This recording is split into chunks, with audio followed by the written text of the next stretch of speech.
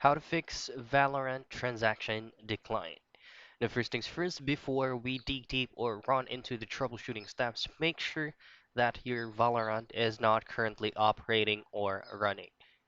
So to make sure that your Valorant is not running on your taskbar, just go to this part right here, right click on that, and go to Task Manager.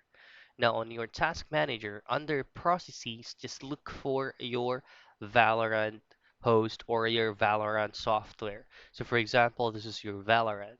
All you have to do is to click on your Valorant software and click on End Task. And the next thing you do is go to Details, and then same drill, look for Valorant and click on that and click on End Task. Now, once you have made sure that your Valorant is not operating as of the moment while doing this troubleshooting, just go ahead to your Windows icon right here and then type in Windows Firewall. Now just choose on under settings, which is going to be the Windows Defender Firewall. Now in here, all you have to do next on the left portion of your screen, just click on Allow an app or feature through Windows Defender Firewall.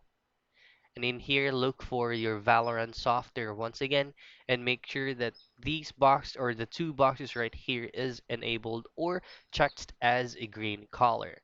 Now once everything is set up, just restart your PC and try to rerun on the request from your Valorant if it is already fixed the issue.